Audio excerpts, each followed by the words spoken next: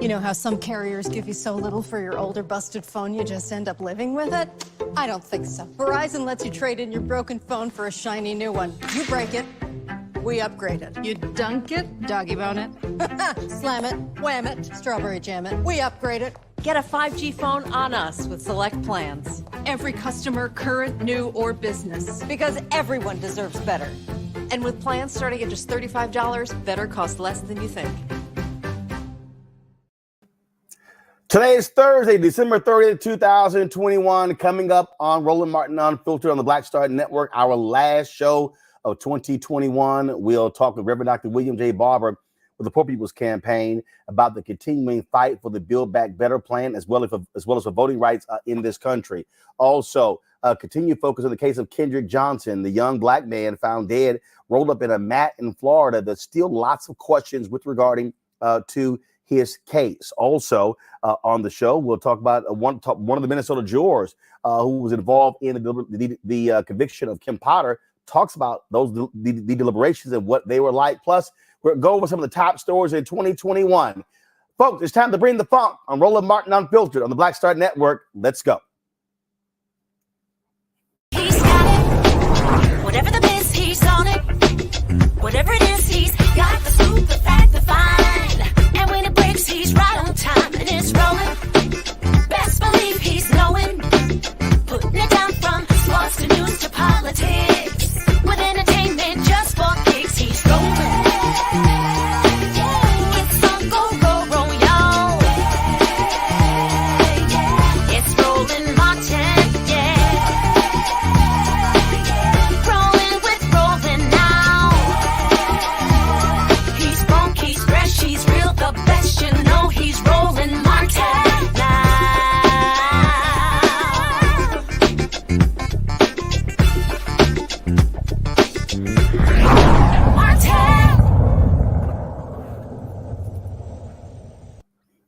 The battle continues in the nation's capital to address issues of working and poor folks in this country.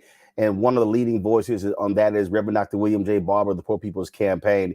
He joins us right now live on our final show of 2021. Reverend Barber, always glad to see you, my fellow Alva brother. I've been working for the last week. I've been in my basement going over all of my archives, compiling photos and videos, and I've been going over just a number of stuff. I came across a lot of different photos, a lot of different videos involving you and others. And this has been an ongoing battle, not just with, of course, President Biden in the White House, but also has been a battle going back when President Obama was in the White House as well. And matter of fact, I'm gonna see if I can show you this photo here. This is Annie Cooper, of course, from Alabama. She was one of the folks who was one of those foot soldiers this was at the march you guys had here in DC. And she's been on the front line for quite some time, and so many others. And it's a continuous fight. Roland, first of all, thank you, man, and glad you're well. It is, and until America decides that we cannot just marginalize the issue of poverty and low wealth, is morally indefensible. You can't say you believe in anything in our Constitution, our Bible, and allow 140 million people to live in poverty and low wealth in the wealthiest nation in the world. Is constitutionally inconsistent, because we're supposed to establish justice, and it's nothing just about that. It's nothing just about billionaires made $2 trillion during COVID while 8 million more people fell into poverty.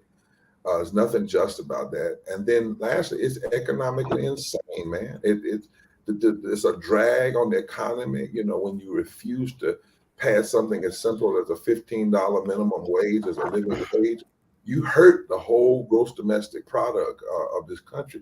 And then lastly, is politically just foolish, because poor and low wealth people now make up 40% of the electorate in battleground states and 30% of the electorate in other states. That's the sleeping giant that when it wakes up, it can fundamentally shift the politics. So whether it's Democrats, Republicans, Obama or Biden or Trump or Schumer or McConnell, it is just absolutely wrong to be ignoring the reality, especially when, Roland, there's no scarcity of resources or scarcity of ideas to fix it. It's just the scarcity of moral consciousness to address it. I mean, it's a perfect example. So we saw Democrats, moderate Democrats, people like Senator Joe Manchin demanding a Congressional Budget Office score of the initial Build Back Better plan.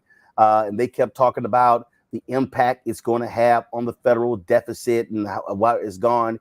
Yet asked for nothing when they pass easily a $7 trillion defense budget. Here we were talking about 4 trillion down to 3.5 trillion down to 1.8 trillion. And it was all this consternation and, oh my goodness, what we gonna do? But over here, almost $8 trillion. No problem. Go right ahead. No problem. Over the same 10-year period, you know, and that's and all of those are red herrings. Is you know, we are trapped. Jeffrey Sachs just wrote an article where he talked about the trap of neoliberalism and the trap of trickle down since Ronald Reagan. We're trapped in that foolishness. And then, of course, Roland, as you know, and I talk about all the time, there's racism inside of all of that and classism inside of all of that. But at the end of the day, it's pure greed. And with somebody like Manchin, and I'm at the point, and I'm going in the new year a little different, Roland. I'm just not pulling any more punches. Dr. King said moderates were the worst enemy of the civil rights movement. He said that in a letter from the Birmingham jail. The people who go around claiming to be moderates, what they really mean is how to figure out how not to do stuff or to do the least amount of it. Moderates really mean people who are really tied into corporate dollars and profit, but they try to act as though they really are not. They're just in the middle trying to save the country, when in fact that's not happening. Take, for instance, this Build Back Better plan. Let's tell you why folk need to be fighting. First of all, we've already given over $4 trillion to corporations, Roland, in less than 20 months. People just need to grab that for a minute. Here we are talking about 1.8 trillion over 10 years, which is 180 billion a year. We've already given nearly $4 trillion to corporations in less than 20 months. So to just throw that lie that we don't have the money out the window. Secondly, when you think about something like the Build Back Better plan, it is a step. It's not transformative. It's not an end-all. It's a response. It's a step. It's not even as much as we need. The Economic Policy Institute says we need $1 trillion a year for 10 trillion to address where people were in poverty and lower prior to COVID and then the aftermath. But look at, for instance, the child tax credit. We're talking about 35 million households being helped. We're talking about poor families. Now, who are they? Well, 33% of poor and low wealth people are white. 33% of them. That's 66 million Americans. 60.9% of Black Americans are poor and low wealth. That's 26 million Black Americans, 73 million women. So if you are against the Build Back Better plan and child tax credit, it's a form of racism and it's a form of classism. Go to the earned income tax credit. The earned income tax credit will benefit 17 million low-wage workers. 10 million of them are white. 2.8 million of them are Black. 2.8 million are Latinos. 678,000 are Asian. If you look at universal pre-K for 3 and 4 year olds, that will benefit 6 million children. If you look at Medicaid, the additional Medicaid coverage gap that's in this bill, that's 4 million uninsured people. But Roland, it's 1.3 million people of color who are currently uninsured, even in the midst of COVID, that would become uninsured. And then lastly, if you raise the wages, because inside this bill, it raises wages for home health care workers, the folk that come to your house and clean you up and help you out. 28% of those home health care workers are Black. 23% of them are Latino. So this bill, unlike the infrastructure bill, most of that money is going to white contractors, but the males. But the big BBB, the majority of this money will benefit poor and low-wage people and a large portion of African American and other people of color. So when you block this and try to stop it, what Manchin is doing, it is not only hurting people, it's specifically a matter of racism and classism. That's why we cannot let a phony deadline of December be our deadline. Our deadline has to be victory. And lastly, we cannot separate the battle for economics from the battle for voting rights. That's a trick. Right now, they're trying to get the Black community to focus all of our attention in January and on the King Day on just voting rights and forget the Build Back Better plan. That is not King. That's not what Dr. King would have done. He said 3 triune evils: poverty, militarism, and racism have to be addressed simultaneously. And Roland, one more stat. The child tax credit income, part of this bill, 1 military contract to Lockheed Martin for 1 year would pay for the entire child tax credit. Just one contract would pay for the whole 10 years. So this is a serious moment in our history, and we better be careful that we don't let people bifurcate us. Well, Black folk won't be over here fighting for voting rights, unions over here for this other stuff. No. These are simultaneous battles. That's right. And that's why the Poor People's Campaign is not backing up. We were in West Virginia on Christmas Eve. We're announcing on the 7th, we're going to launch a call-in. Since COVID's keeping us from sitting in, we're going to do a cold call-in every day until we win, until we beat this. And we're going to do other things throughout the course of the year. I'll be talking about with you later. Bringing my panel now, Reese Colbert, Black Women Views, Greg Carr, Department of Afro-American Studies, Howard University, Faraji Muhammad, radio, TV host. I'll start off with you, Reese. A question or comment for Reverend Barber. Hi, Reverend Barber. It is always an honor to be in your company. You talked about not pulling any punches. what is your sense beyond Joe Manchin, the resistance in the Democratic Senate caucus towards some of these large, priorities like Build Back Better and the voting rights? Well, we have to say Manchin was the front person. There are about 13 so-called moderate Democrats, and they're all basically, resisting.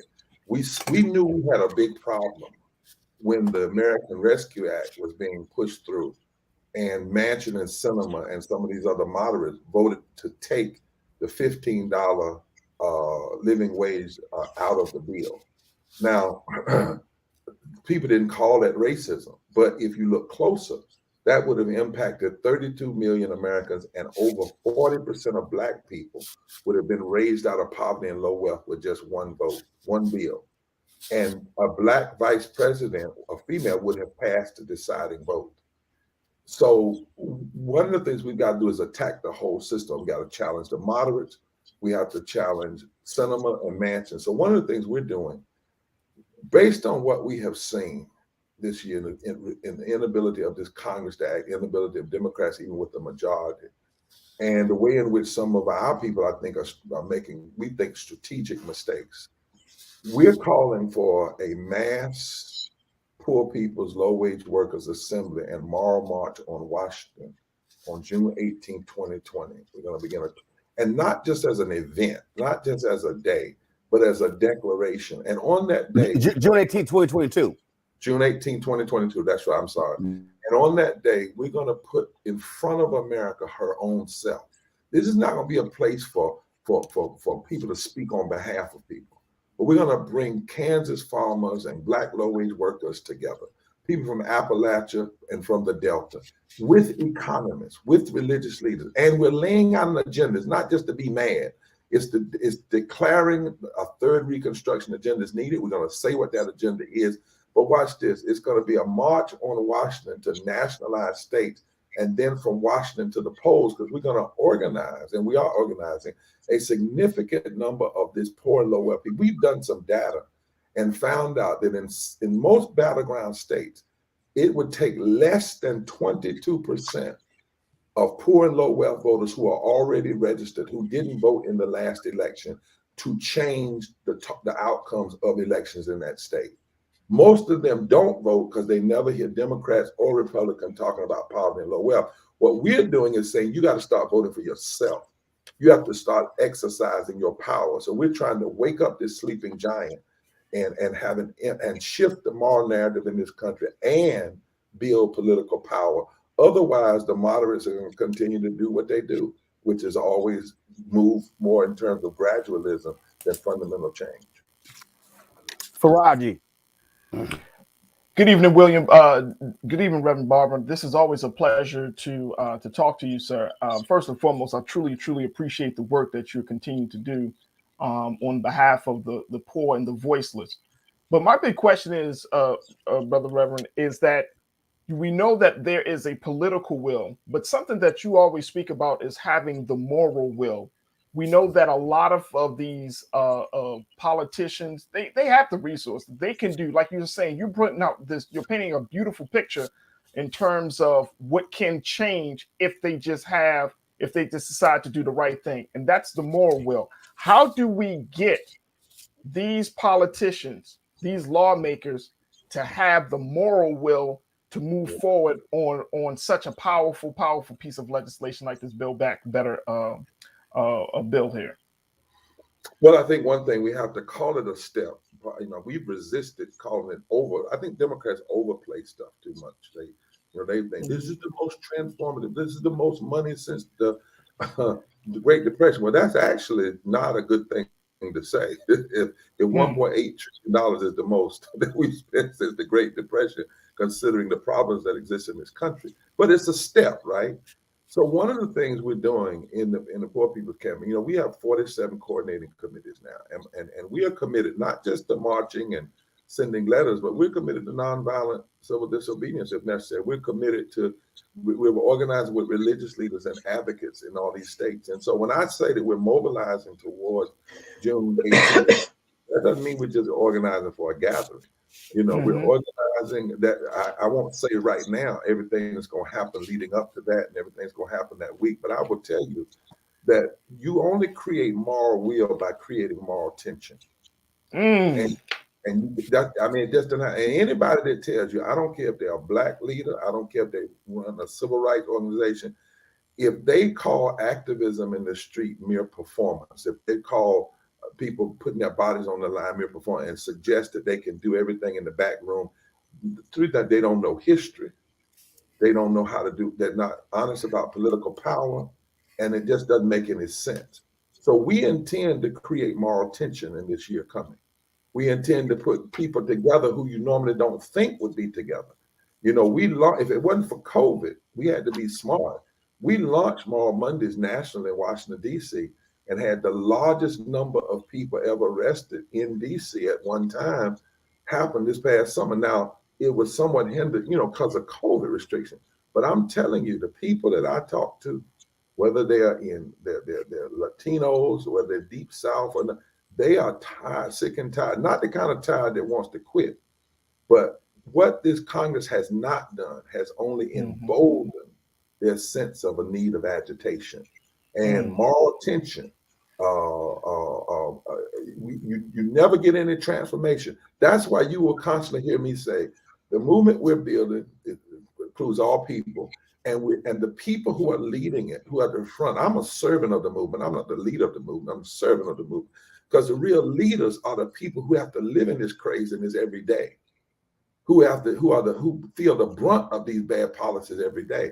They have far too often not been elevated. What has happened is people speak for them, or people go in back rooms claiming they're for them. Well, it's time to put them in the front room and on the front stage and at the mic, and if necessary in the street and wherever, until we create the necessary moral tension. Is the only way you're going to get. Put it like this, brother. You will never get moral implementation without moral imagination and moral agitation. Thank you. Greg Carr. Thank you, brother. One alpha to another alpha. Indeed. Thank you, Brother Roland. And it's always good to see you, Brother Dr. Barber. Indeed. There ain't but one way to go. But you evoked our fair brother Martin Luther King, of course, and you certainly are in that work, in that arc. Sounds a whole lot like you're updating and moving forward in a 21st century version of the Poor People's Campaign, and we know that was met with violence. That the state violence is real. And I join Reese and Faraji in thanking you and being in full support, and in also hearing what you said about going into this year differently.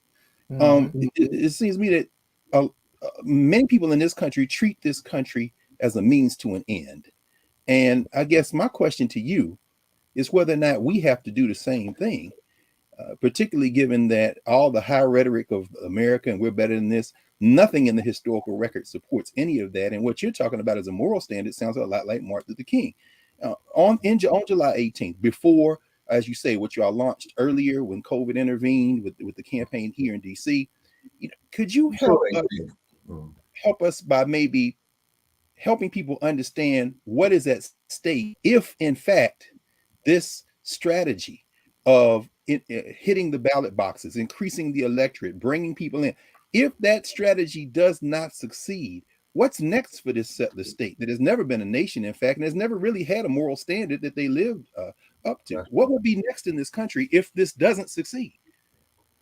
Well, I see this declaration, this day of declaration that we're making on June 18th, where we declare we won't be silent anymore, as critical to the future of a possibility.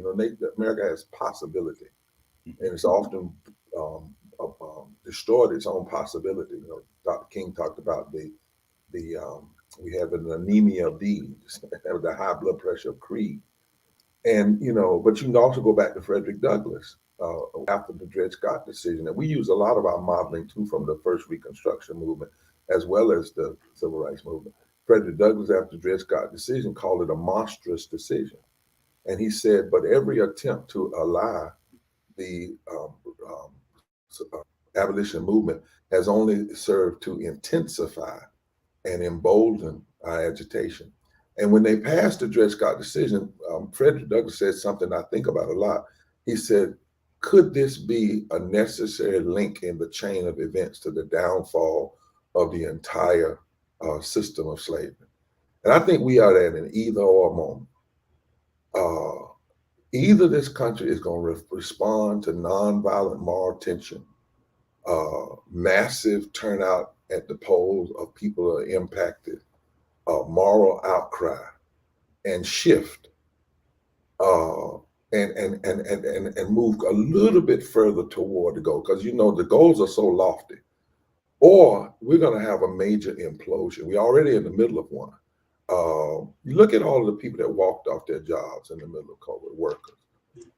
There's no way we can maintain any sense of domestic tranquility over the long haul when you have nearly 43% of your people living in poverty and low wealth right now.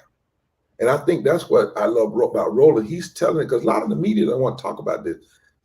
In the 21st century, 43% of Americans can't afford a $500 emergency. Think about that. In a country that has a gross domestic product of over $21 trillion, less than 31% of Americans can afford a $1,000 emergency. Right now, over 52% of our children live in poverty, low wealth, and it doesn't have to exist. You cannot maintain domestic tranquility and peace with those numbers existing and growing. 8 million more folk fell into poverty during COVID, while billionaires made $2 trillion in the last 20 months. Eventually, that is too much of a strain on the farce of equality. Right now, we have a farce of equality, right? And you gotta face it, because if you don't face it, we could be talking about over 50% of our people in this country living in poverty and low wealth in the not too distant future. Now, at some point, that's going to implode and explode, right? Unless there is a response. That's one of the reasons why we've said, even in this battle over COVID, we said to the White House, and you all should know, we've been begging them, let poor and low wealth people of literally come in and talk to Biden, and then let them go to the mic and say to America why this stuff has to happen. We said to civil rights leaders, you got to go to West Virginia and join with people and put pressure on Manchin. What he is doing is setting this country up for a major failure. And I'm afraid for the country. I'm going to be quite honest.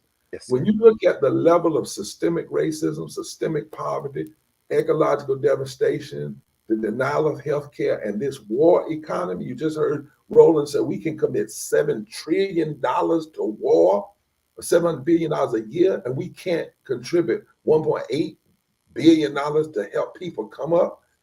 And then you look on top of that, this false moral narrative of religious nationalism. We already saw a taste of what could happen on January 6th on that side. But I'm telling you, I have fear for this country if it keeps refusing to respond to moral and nonviolent cries. The level of economic pain in this country, right in the face of all of this opulence, is a dangerous mixture. It is dangerous. And that's why people that I know and I'm talking to, whether they be white mamas in Appalachia or black mamas in the Delta, they're willing to put it all on line. In fact, you know what they tell me, Doc, when we go meet with them in those places? They said, we have no choice but to fight. My goodness. Our backs are against the wall. Now, either they're going to fight in a nonviolent way, in a moral way, and the nation respond. But if the nation keeps dismissing that energy is going to go somewhere. Yes, sir. It's going somewhere. It's not going to just go away, particularly as the pain continues to exacerbate. And what COVID has done is it has exacerbated the realities of racism and poverty. And in a strange sense, this sickness has given us a chance to get well. And if we cannot respond with a level of grace and compassion and morality in our public policy, after 800,000 and growing deaths. If America is going to continue to say this kind of death is acceptable, on top of the fact that before COVID, 250,000 people died every year from poverty, 700 people a day from poverty, and it's still growing. And if you can't respond, if this death doesn't scare us to life and scare us to a new kind of public policy, I fear for the future of this nation. Well, which is why, Reverend Barber, I believe what has to happen as we, look, once we go into the new year, you talked about MLK Day.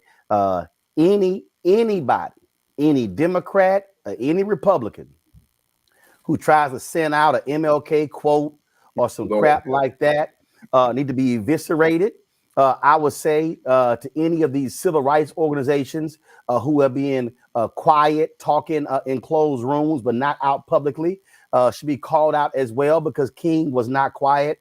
And so I don't want to hear all these folk praise MLK. As I always say, treat him like a civil rights bobblehead and like a civil rights mascot, as opposed to talking about the things that he was fighting for. If you ain't there, I just don't even say nothing on that day or that weekend. Yeah, I'm writing a piece, Roland, with some other folk. I got convicted in the spirit to write a piece called "Who's Killing the Democracy." You remember when Dr. King did a piece called "Who Killed Jimmy Lee Jackson? Who killed James?" And in that piece, he named everybody. He named black leaders that wasn't doing what they were supposed to do. He named preachers. He named the white Klan. He named moderates, because he said, at some point, you have to do an autopsy. And the reality is, even when I see people trying to one issue, Dr. King, or one issue today, just voting rights. No. Martin was very clear to us. If you don't address these triune evils, and we say today it's not triune, it's a 7-dimensional evil. It's systemic racism, systemic poverty, ecological devastation, denial of health care, this war economy, the undermining of our children's possibility in education, and the false moral narrative of religious nationalism. And they are all interlocking injustices. And we need an intersectional moral fusion movement to address them. And God help us if we don't. All right. Dr. Barber, congratulations, man, on look, the battle continues, another year being on the front line. Your health has been holding up. It's been very difficult. You've had to deal with a lot of grief this year as well. Folks passing away, and people love to go to the preacher, the senior pastor, and put all of their cares on them. But the reality is, our leaders need to be prayed for as well, and need respite. Dr. King understood getting away. He would often go to Jamaica and other places to rest and relax. So hope you do the same. And we're going to be right there with you on the front lines in 2022. Our cameras will be there live streaming as well, because at the end of the day, we're not going to get the kind of attention that we need from mainstream media. And I'm not interested in even asking them anymore. It's just a matter of us creating our own platforms, be able to tell our own story. Amen. Thank you for all you do, Doctor. We pray for you, the whole panel, and thank you for that advice, brother, because every now and then we do need to step away in order to keep stepping on. So yes, sir. I appreciate it. Thanks a lot. Tell the family Happy New Year. Sure will. All right. Gonna go to a break. We come back. We're going to talk more with our panel on that conversation we just had with Reverend Barber right here on Roland Martin Unfiltered on the Black Star Network.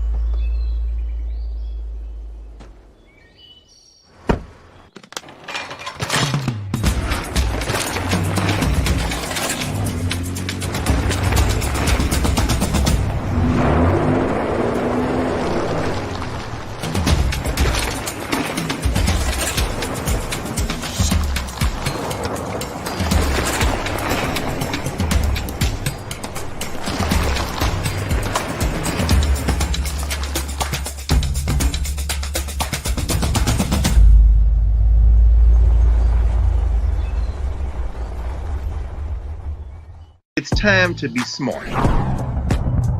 Roland Martin's doing this every day. Oh, no punches! Thank you, Roland Martin, for always giving voice to the issues. Look for Roland Martin in the whirlwind, to quote Marcus Garvey again. The video looks phenomenal, so I'm really excited to see it on my big screen. Support this man, Black Media. He makes sure that our stories are told. See, this difference between Black Star Network and Black-owned media and something like CNN. I got to defer to the brilliance of Dr. Carr and to the brilliance of the Black Star Network. I am rolling with Roland all the way. Honored to be on a show that you own. A black man owns the show. Folks, Black Star Network is here. I'm real revolutionary right now.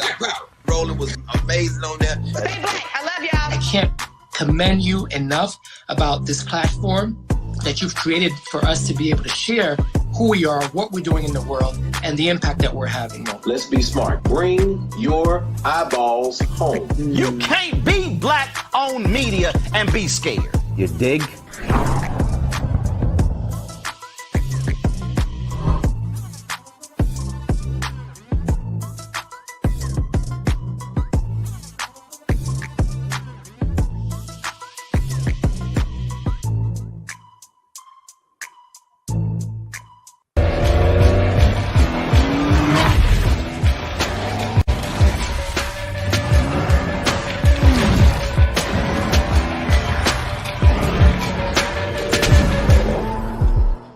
Hi, I'm LD Barge. Hey, yo, Peace World. What's going on? It's the Love King of R&B, Raheem Devon, and you're watching Roland Martin Unfiltered.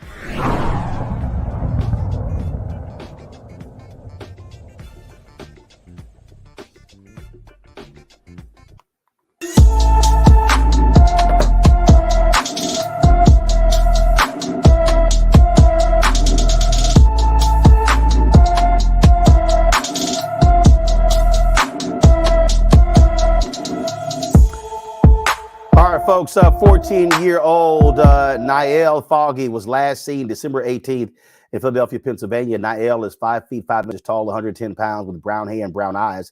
She has dimples in both cheeks and both of her ears are pierced.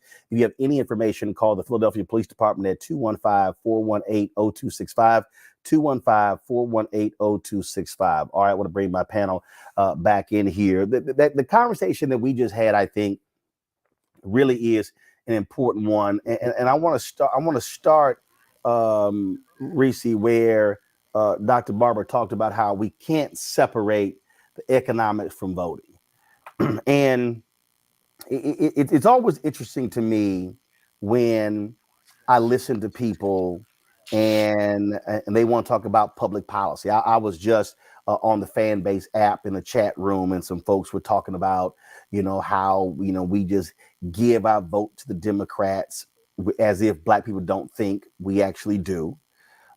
In fact, we think far more diligently about how we vote than, frankly, than a whole bunch of other people. And one of the things that folks were saying, well, with the CDC, they ain't doing this and not doing that. And then I had to remind them, I said, well, that's not true. The George Floyd Justice Act passed the House.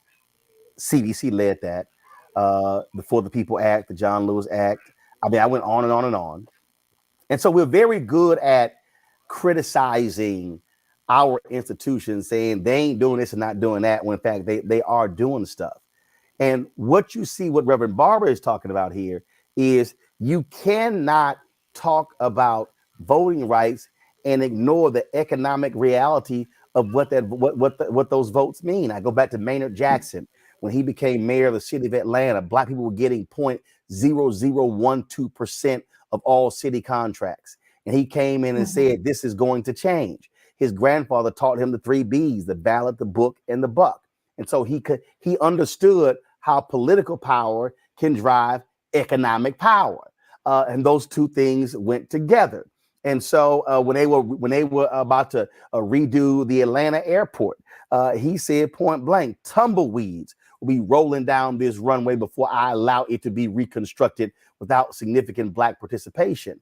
It's the economics. Marion Barry understood that. Coleman Young in Detroit understood that. Hatcher in Gary, Indiana, Stokes in Cleveland, those Black mayors understood that. And so what do you think is going to require for us to get folks to understand you cannot talk about voting if you don't talk about the money? Maybe Putin deciding that Black people should be very much attuned to this, particularly on social media, because it seems like our attention span on social media and the narratives that are driving it are about chaos, are about discontent, as opposed to education and empowerment and really understanding how to move the needle. I mean, I was pretty appalled when I saw a lot of the feedback. And granted, I've talked about disinformation campaigns and how some of what we see is manufactured or artificially boosted, but I was very much appalled when I saw the reaction to when Vice President Kamala Harris, for instance, was touting the child care tax credit or the child tax credit, that people were saying things like, I don't care, sis, cancel my student debt, or, you know, being very dismissive of it, or even when she laid out the lead pipe removal or lead water removal plans, and people were again talking about, you know, what other things that haven't been done, as though these are not issues that particularly impact our community. And so I think we have a breakdown in our communications. We have a civics breakdown, and, you know, people are more focused on what is driving discontent. I understand that voting rights is touted as the Black issue, even though it's not just something that affects Black people. You have disabled or differently abled people who are, disenfranchised through different voting measures, Native American community, et cetera, et cetera. And even when it comes to the Latino community down in Texas, they're getting notes about verifying their citizenship in order to be able to vote. So, you know, the voting issue and even civil and criminal justice are touted as the Black issues. And that allows people to really take their eye off the ball on a lot of these economic issues that are impacting us, particularly the environmental justice issues with all the money that's going in the American infrastructure plan. And so I think we have to broaden our own lens. We have to broaden our emphasis and our focus and hold people's fuel to the fire, because it's inexcusable that, you know, you have people more up in arms about a hashtag, cancel student debt hashtag, or more up in arms about whatever, you know, Charlemagne and it's, you know, said to Vice President Kamala Harris, when there's billions of dollars in Black farmers aid that is being held up because of a lawsuit, and there's no galvanization in our community around that whatsoever. So we, you know, I will never, ever absolve politicians from their job. You know, I stay on Chuck Schumer's ass about stuff because nobody else seems to do it. But I think as a community, we need to show that maturity, that electoral and that civic maturity to start paying more attention to all of these issues that are impacting us in particular. The thing that gets me on this whole thing, Faraji, is when I listen to people. And again, I mean, I literally was just in this chat room and I mentioned the amount of money the HBCUs have received over the past 18 months. And it was met with, well, they give us some trinkets. And I'm like, we're talking big. Mm-hmm. And I literally said I said, do y'all realize that the federal government has given Tennessee State, Greg's alma mater, more money in the last year than the state of Tennessee gives Tennessee State, and it's a 4-year school.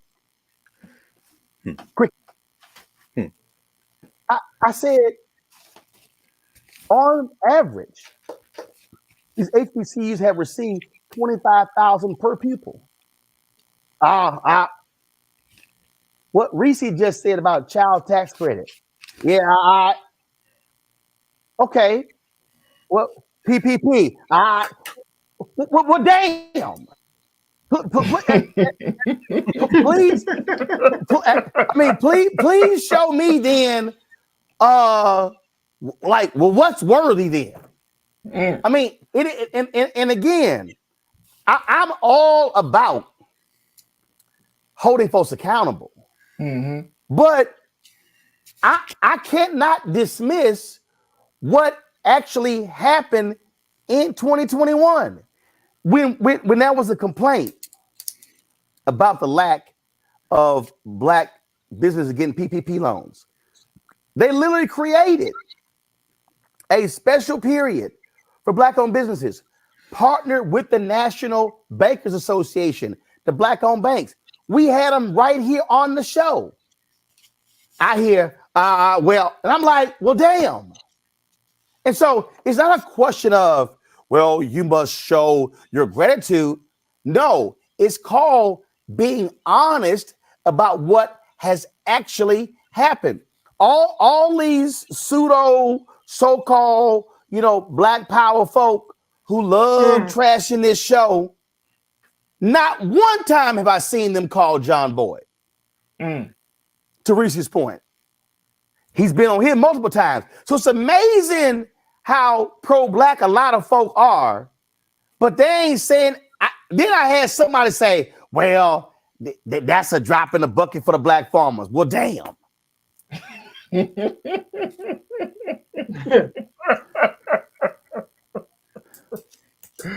Well, I think a couple of things, Brother Roland. First and foremost, I mean, I think that people are seeing all that they experience. Like when you listen to Reverend Barber about, I mean, he was just breaking down the data in terms of the number of people in this country that are poor. And not to prop anybody up here. I mean, we're all just a couple of paychecks shy, might be, of being in certain, categories. But when you look at how many challenges that are on the table that are facing Black people in this country, and then the pace of progress, it's so slow that you're creating a culture of frustration. You're creating a situation where people are just feeling like there isn't enough. That's not enough. That's not enough. But I think to your point, the ball has to start rolling somewhere. The trickle or the little bit here is just the beginning point. And it's unfortunate. The unfortunate part about this whole dynamic is the fact that with each new administration, with each new congressperson, we got to kind of go back to square one. And that's the frustration. We gotta try to appeal our case again to lawmakers. We gotta like the good Reverend said, we gotta add the moral tension again and again and again. Every 4 to 8 years, we gotta continue to put on the gas. But that's part of building a movement. That is the necessity, that there has to be consistent effort. We tout the great names of Dr. King, Malcolm X, and Fannie Lou Hamer, and all of those. But one of the great things in character traits that each one of those folks had is they never gave up. They never stopped having the faith. They persevered, and they took every gain that came to them. That was the thing. Every time there is a small win, they took it and move and build the momentum from that small win to move forward. And that's how we have to see. Look, this is the United States government, folks. Do you truly, truly believe the United States government, one of the most wicked governments in the history of this world, if not the most wicked, do you truly believe that they have to give us anything, that they want to give us anything? So we have to put things in its proper context and perspective to look at it, that if we're making some moral gains, if we're getting $5 billion for Black farmers, or if we're getting money for HBCUs, we got to take that win, but at the same time, keep the foot on the gas so we can keep it up the ass of those who want to make sure that they trying to stop the progress. I mean, the Reverend, I'll end it like this. Reverend Barber said that one bill could have saved 32 million Americans. One bill, one vote. And look at how the heart of the lawmakers have just hardened to the point they don't even give a damn. So we got to get into a space that we got to take the wins, but we got to keep that foot on the gas to keep it up the ass of all these lawmakers to make sure that they understand that we got to be serious about our own progress and freedom. We got to be serious about our own movement and revolution. But the problem I see with this, Greg, is when it is a singular conversation. What I mean by that is we, for some reason, whenever we have these conversations, it always reverts back to the federal government without realizing that if you actually add up the state budgets, they exceed federal. So when we're talking about how do we make economic change, literally, somebody made a statement. Somebody made a statement in this chat room about how we own all this stuff before the Voting Rights Act, and now we don't. I said, well, us voting ain't had nothing to do with that. I said, what we owned before, I said, during Jim Crow was because we couldn't live and eat and work anywhere else. I said, then when integration came, we then went all about. So I then said, well, okay, so if we keep having this gentrification conversation, I remember when I was moderating the National Urban League State of Black America report, and gentrification, one of the big issues. And I turned to the audience and I said, I'm sorry, are we going to have a conversation about gentrification, or are we going to come back a year from now and the National Urban League has created an investment fund to buy up the land that's in our neighborhoods, so therefore we still own it? See, I mean, so we can sit here. It's like I had these same so-called pro-Black Negroes dogging me for demanding corporations spend advertising money with Black-owned media when we're buying their cars, their hamburgers, their shoes, their clothes, their jewelry, and everything. And I'm going, so how do you think we actually grow when CNN and Disney and Fox and ABC and CBS, they are worth billions from the same ad dollars, but I shouldn't be demanding any of those ad dollars, but then you want us to cover stuff, so how we gonna cover it if we ain't got the money to cover it? And so at some point, we've got to also look at, as Reverend Barber said, Dr. King did, we get to challenge some Black folks on what our game plans are, or are we only going to talk about, hyperventilate about the problem, as opposed to say, no, here's a plan of action, now we're going to get it. I ain't had no problem saying we put together a plan of action and went after the money. And we've gotten some of the money. We ain't gotten all that we supposed to get, but we still going after it. But I'll be damned if I'm going to sit here and say, yeah, no, why you out there begging the white man? But you shop at their store. Right. Oh, I'm begging the white man, or rolling out here begging. No, it's called making a demand. Sound to me is the same. So to me, the challenge for Black folks in 2022 is we got to be as equally vigilant in challenging ourselves on what is our non-political game plan, as opposed to what's our political game plan, Greg. Yes. We're on a collision course, not just in this little imaginary corner of the globe called United States of America, but as a human species. While we're having this conversation right now, in Chile, they are deep in the process of writing a new constitution. The old one they have, which comes from the United States abetted coup d'etat in 1973 against Salvador Allende, resulting in his murder and the installation of a dictator, Augusto Pinochet, who basically wrote a constitution with his cronies to give away all the natural resources of Chile, is being thrown out. And they just elected a 34-year-old who is squarely in the camp with the people who say we must now build a new society. That's impossible in the United States of America, which was started as a commercial criminal enterprise. And Reverend Barber, our brother, as he said, walking into 2022 with a different attitude, is firmly on a collision course. So are you, Roland. You're not going to censor what you say. You're not going to not speak truth to power, regardless if you get $1 billion from advertisements, white advertisers, white companies, or 1 penny or nothing. And I think that too puts you on a collision course, puts us on a collision course, because the system we are in is unsustainable. We heard Reverend Barber talking about that.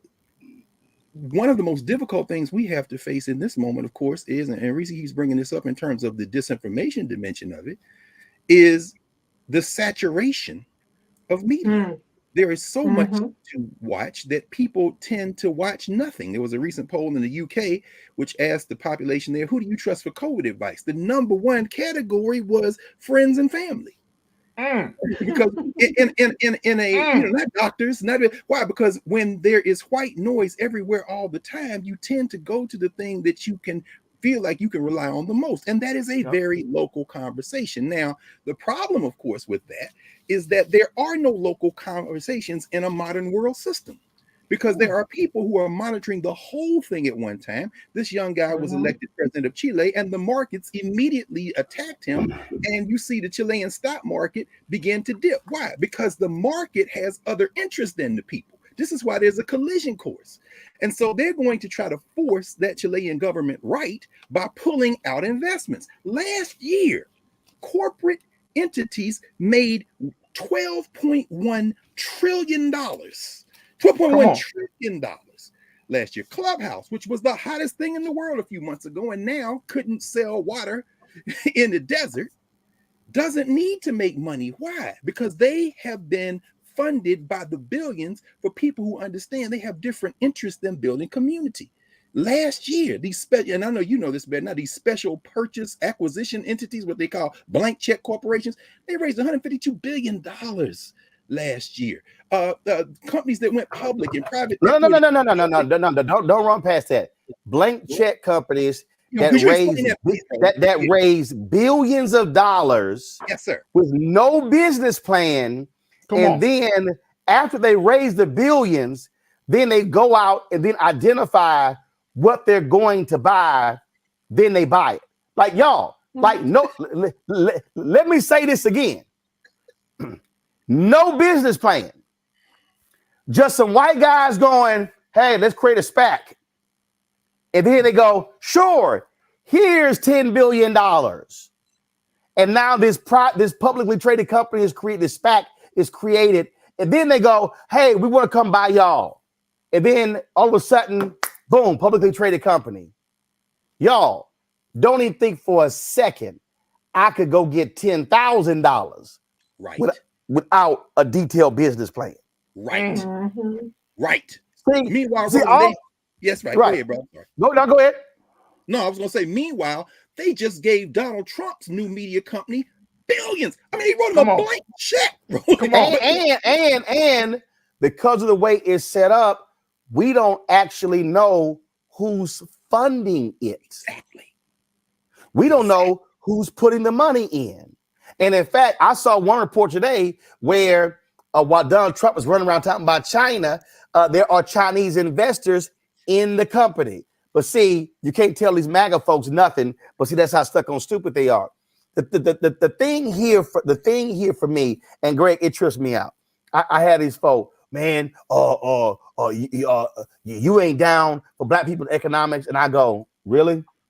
So every Tuesday, we feature a black-owned business for free to talk about their products and how they built it every Tuesday. Every Wednesday, we have a black-owned tech company doing the same thing. And it's nothing personal. I had somebody go, well, man, why you ain't had Claude Anderson on? I said, because I actually have people on who's doing what Claude's talking about. See, let me just go ahead and say this right now, that if there's something I need black people, and this ain't directed at Claude, but I do need black people to listen to what I'm about to say. We have got to stop being excited by rhetorical flourishes.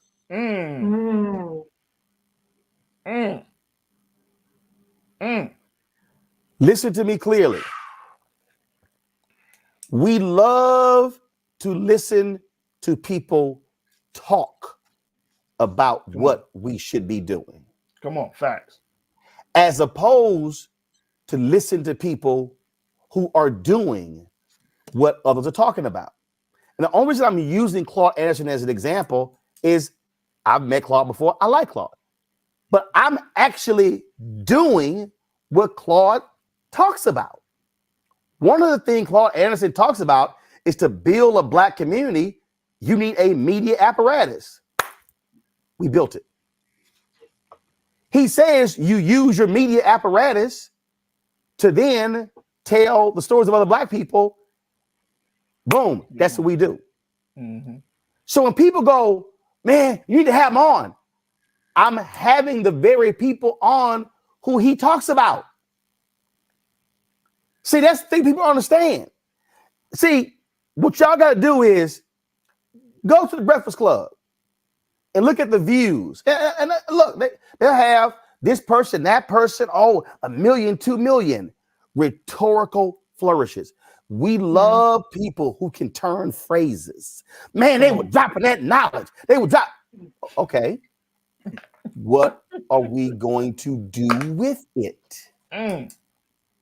See, I'm about doing something with it. That's why y'all can run the video. We get aired on TV1. When I turned to Mark Morial and I said, Mark, I want to come back here next year, and the Urban League has created $100 million gentrification real estate fund to go buy property. I'm tired of talking about gentrification on these damn panels. Right. I want to talk about us creating the crowdfunding campaign, but we actually did it. Right. The brother in Atlanta, I think was named Jay Morrison, did that. Whole bunch of folks, man, but the brother, he ain't shit. I said, hold up now, see, now we run around, says what folks should do, then we talk about what folks should be doing.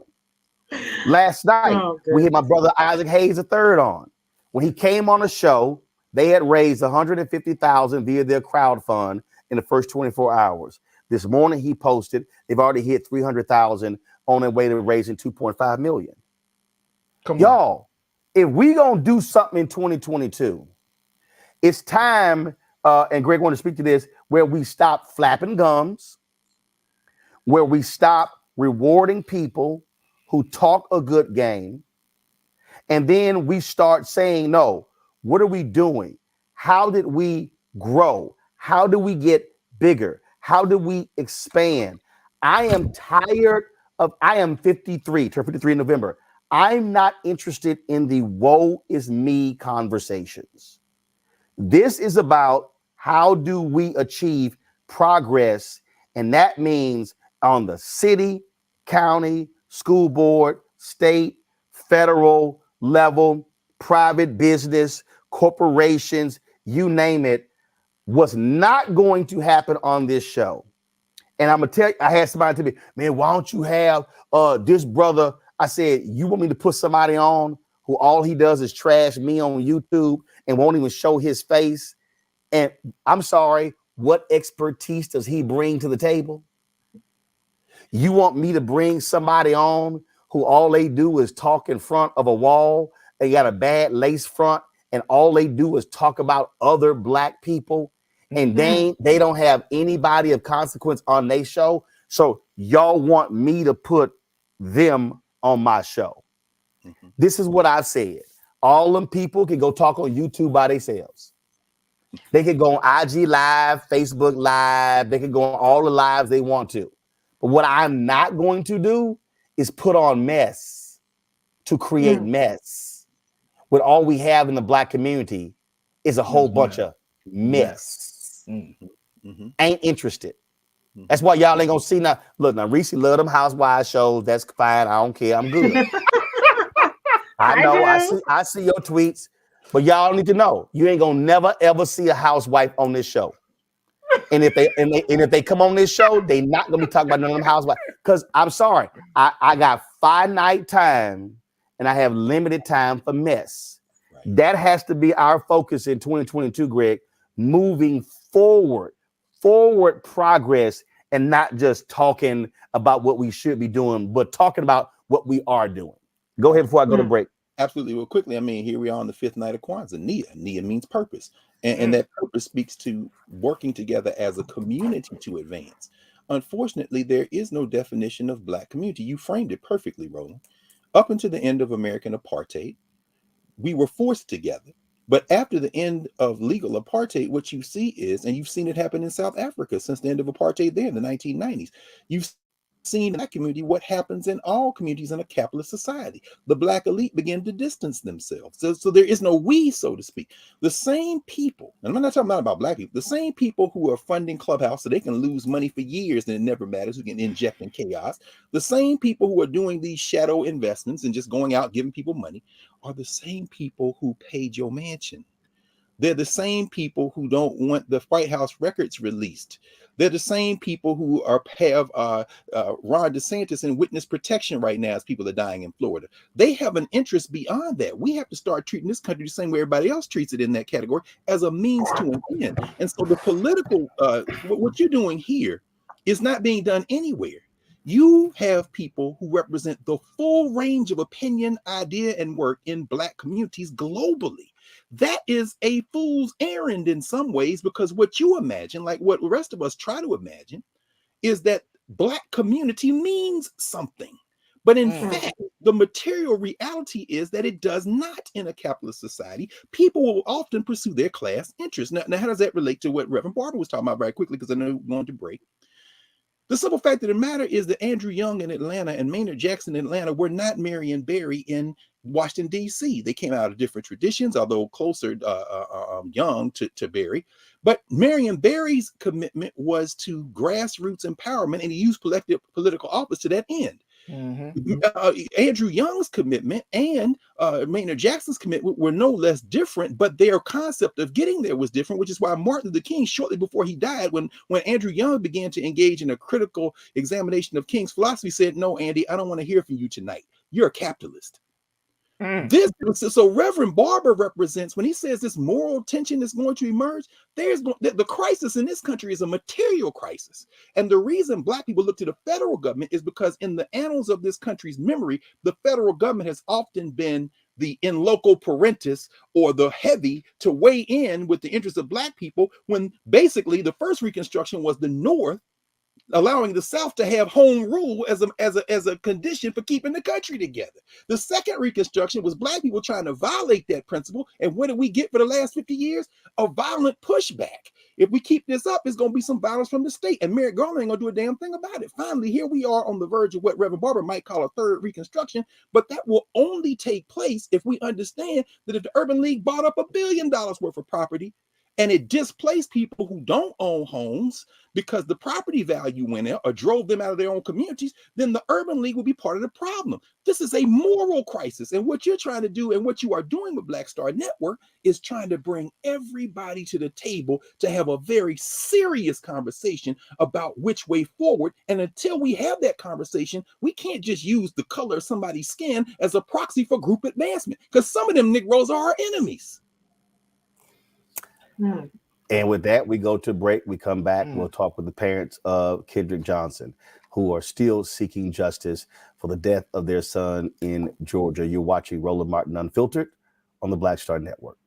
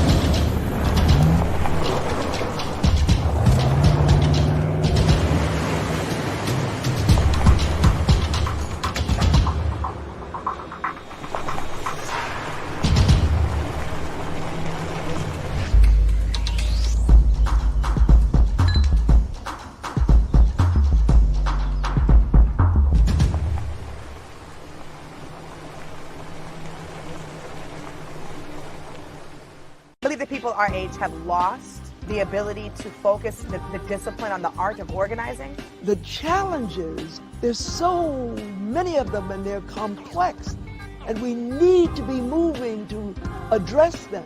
But I'm able to say, watch out, Tiffany. I know this, Roland. That is so freaking dope.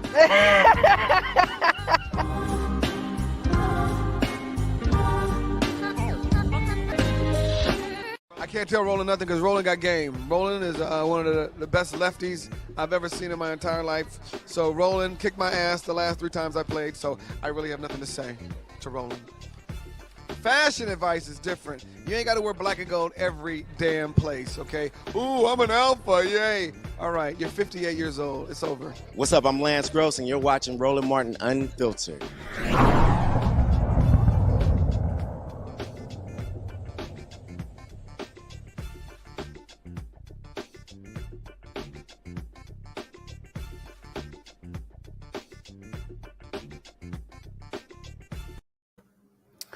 Oh, Chris sounds salty.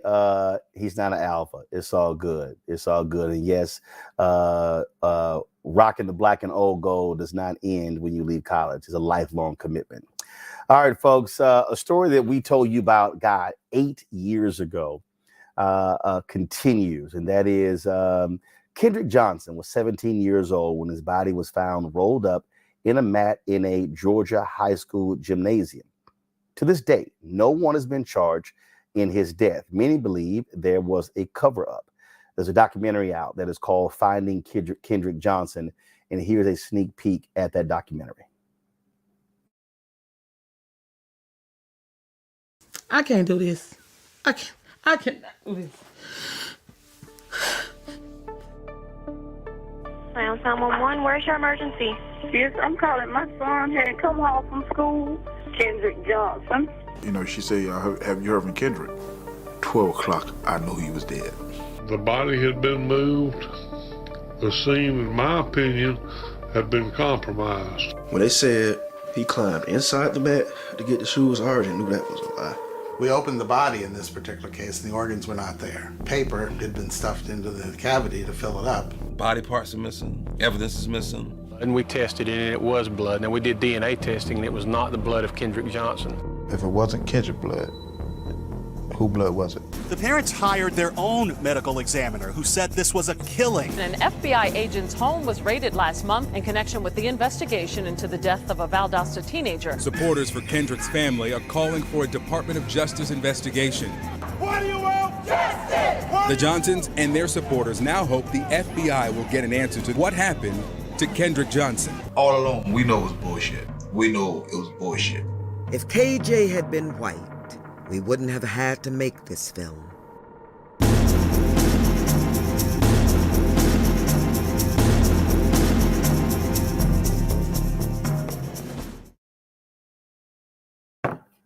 Man, joining us right now is the parents of Kendrick Johnson, Jacqueline and Kenneth Johnson. Jacqueline, we have your camera there. Kenneth, if you can turn your camera on, that would be great. Jacqueline, I'm going to start with you. I mean, there's some things to me that are real basic.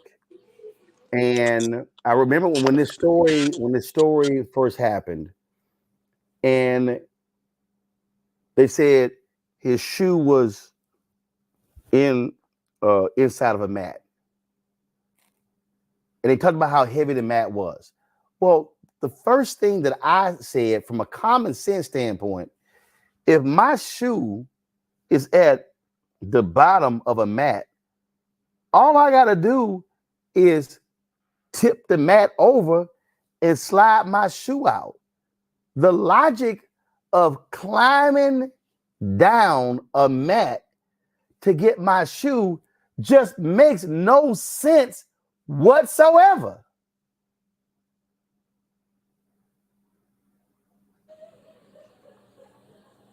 Jacqueline, go ahead. Yeah, it makes no sense. They, I guess they just thought we were just ignorant, dumb parents that were gonna believe anything they said. And it's just it was just baffling. And again, when I remember the video came out and we begin to see more and more of this, stuff just simply did not add up. The case was closed. So has a new U.S. attorney, have they reopened? Are they examining the facts of this case? What's actually happening right now? Well, right now the case is open, but they're not doing anything about the case. The case was reopened just to satisfy the community because the sheriff that got rehired back in for sheriff this year is not the same sheriff.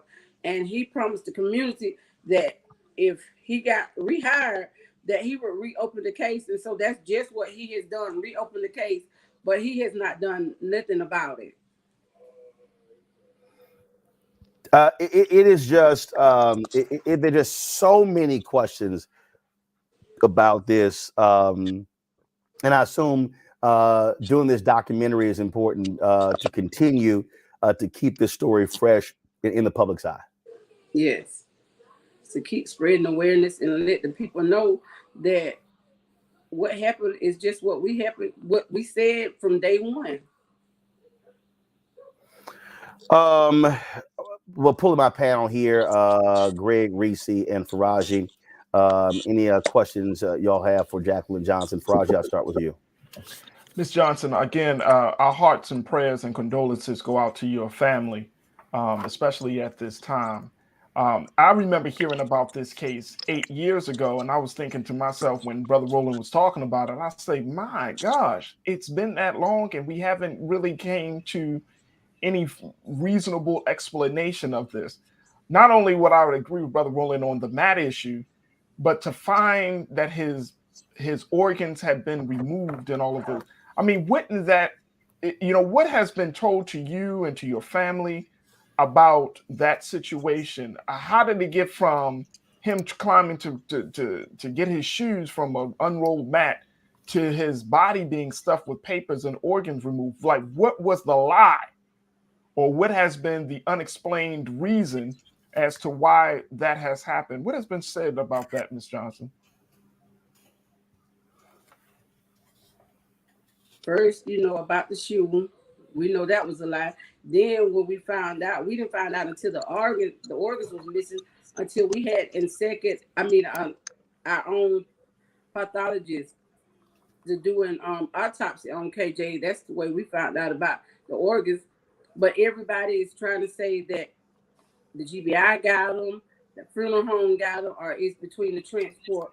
So, everybody's lying. And then the sheriff told us you couldn't file a suit for the missing organs because it would be like he would be having to prosecute the GBI. Okay, if they're responsible for Kendrick organs, they can be taken down too. Mm-hmm. Yes. Reese. Ms. Johnson, I'm so sorry for your loss. This is such a just horrific story. We've seen in recent times where, I don't want to be insensitive here, but where it seems like it takes families like yourself really putting on display the amount of pain and the gravity of the loss that you suffered in order to move the needle. What are you hoping to accomplish with this film or documentary that goes into this detail? Are you hoping that it will lead to a renewed investigation or anything of that sort? I just feel like at this point, in the documentary, it's enough evidence that they have gotten from the 17 boxes that were returned from the Department of Justice, and the documentary where it clearly shows where the young man lied at. That it's enough evidence. I just want this is a case that it's been politics. They have turned it into it's not about Kendrick dying. It's about covering up for people that supposed to have been in that we shouldn't have had to be fighting for. The people should have been in places. Well, they're in the place that they should have been doing their job, and so we're having to fight because of our skin color for our child, that they don't feel like his life mattered. They thought we were going to be this poor black family that didn't care enough about our child, that were just going to let them tell us anything, and we were going to go away, but we're not going away. Like I tell them, and I always tell them, they messed around and killed the wrong black child this time, because we're not going nowhere. We're going to fight them till the end. And there's no such thing. People keep talking about what does justice look like. There's no such thing as justice, because justice will be my child here with me. That's right. That's Come right. on. Yes, ma'am. That's right. Greg, go ahead. Oh, Thank you, Roland. I was letting that resonate. The ancient Egyptians, Ms. Johnson, would have called that a seba'it. That's a teaching. Not a lot of words. You don't need a lot of words when you say it the way that you said it. And I'm glad that you said what you said at the very end there, because, well, all of it, but especially the end, because the language is changing now. When we started seeing this latest iteration of killing of particularly our children, there were often calls for justice. But as Sabrina Fulton, Trayvon Martin's mother, said many years ago, she's part of a group she never wanted to be part of. And I know that that's the case, that you never want to be part of this group. But the language has shifted now from justice to accountability. And with that in mind, watching the trailer, thinking about the ordinariness of violence against our children, my question is, what can we do to more directly join this fight? Because you made a very important point there. They picked the wrong one to attack. They picked the right one to attack. We're not after justice. We're after accountability. What can we do to help you, Ms. Johnson, and help ourselves in the process? Well, we got to stand as one. We do not want to come together unless it's for fame or for stuff that is not important. We need to come together for Kendrick Johnson being killed in Valdosta, Georgia. We need everybody to come to Valdosta, Georgia, to show Valdosta, Georgia, and the people in the state of Georgia that Kendrick Johnson's life mattered. He went to school that should have been one of the safest places and was killed in broad daylight with nothing done. Nobody still held accountable. In January will be 9 years. Damn. 9 years will be nine. January will be 9 years. Nobody has been held accountable. Thank you. It is again a very sad story. One we'll continue to cover. Where is this documentary going to be airing, Ms. Johnson? It's airing on Stars right now. Okay. All right. We certainly appreciate it. Jacqueline Johnson, thanks a lot. We were supposed to have Kendrick Johnson, couldn't get his camera up, but we're certainly glad to have you here and keep us abreast of what happens. We certainly will continue to cover this case and to seek that justice for Kendrick Johnson. Thank you. Folks, I'll be right back on Roland Martin Unfiltered right here on the Black Star Network.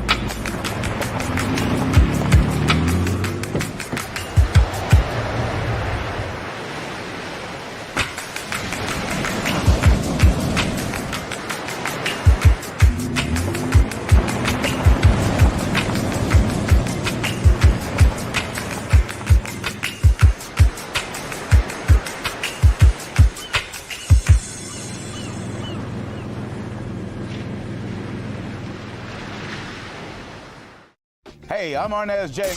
Black TV does matter, dang it. Hey, what's up, y'all? It's your boy Jacob Lattimore, and you're now watching Roland Martin right now. Stay woke.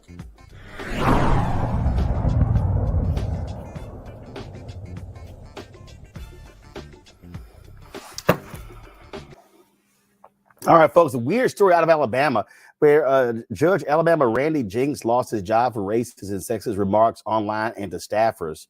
That was one of the stories that we covered this year, which pretty crazy story. So there's some other stuff we want to talk about, of course, 2021. So I'll start here. Reese, big stories in 2021. What stood out for you?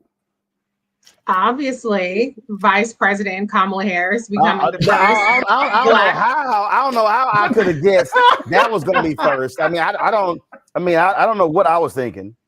Duh. I mean, it can't be said. We made such a big deal about Obama, rightfully so, and then it's like a Black woman becomes vice president. It's like, who cares? For me, the biggest story of the year is Vice President Kamala Harris becoming the first Black woman, the first Black person to be the vice president. And I'll go ahead and throw on her South Asian lineage because that counts too. Shout out to her Indian folks. But that's a huge story. I'm going to keep talking about it because apparently I'm the only person who seems it's a big deal. So shout out VP.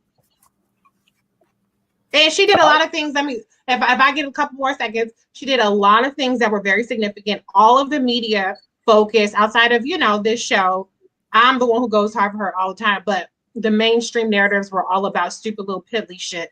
But we didn't talk enough about the fact that she led the charge in terms of the maternal health crisis, having marking the first time Black maternal mortality was marked in the White House, as well as having an entire maternal health day of action. She recently announced a lead plan removal in terms of the water and the piping and things like that process that she's leading up. It was mentioned earlier about Black businesses and the changes that we saw in terms of the ability to access capital, PPP loans. She led the charge with that, along with Janet Yellen. I mean, there were so many areas where she led the charge on very significant substantive things that have not gotten any credit. I mean, we talk about the child tax credit, which had a significant impact on child poverty for Black people. She was instrumental in the White House support of that. And so I could go on, but it's not just about people. We talked about rhetorical flourishes. It's not just about rhetoric, it's about receipts. And if anybody ever actually looked at the receipts, they are plentiful when it comes to her impact in terms of HBCU funding. And pretty much, this is what I have on good authority, everything that impacted Black people was something that she fought for in that seat as the vice president in the White House. So we cannot just talk about representation without talking about the results that we got from her being in that seat. All right, Faraji, what stood out for you in 2021? I think the biggest story for me for this year, Brother Roland panel, January 6th. I cannot get past reading about how January 6th continues to kind of unfold, how it's bringing in former President Trump, how it's leading to investigations, to the, of course, the House committee hearings, to even some arrests. I mean, I have never seen something like that ever in my life. I mean, when you got people literally scaling the walls of the Capitol, folks, and this ain't Black folks, this is white people who are just so upset, so angry, so riled up. It has to be one of the most significant moments of our history in this of this country's history. And we're coming up on the first year already. We're coming up on the first year, but how do you really memorialize that?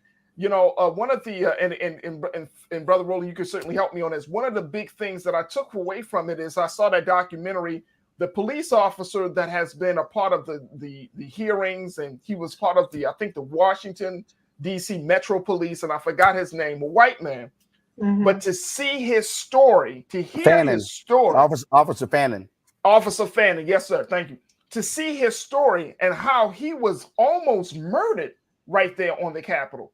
I mean, that has to be, and I mean, if you're a political science person, or you just like to see, social science, I've never, ever seen that in my life. I remember just watching the TV in awe, in shock. I mean, I was going through a lot of different emotions, but one of the big things that I gleaned from that moment was the simple fact that if the United States government is falling apart for white people, where it has always stood up for white people, hell, we ain't got no chance.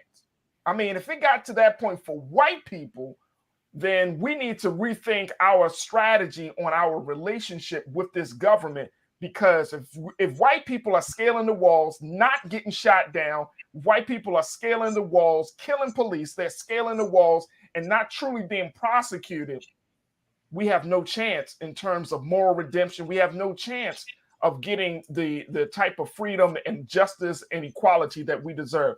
That had to be one of the biggest moments for me, Rob Roland. Greg. Yes, I think while, of course, working at Howard University, there's no way but to acknowledge the watershed significance of Vice President Harris's election. And of course, Howard had its own crisis, predictable crisis, this semester as a result of COVID and convergence of all the issues that many universities are facing.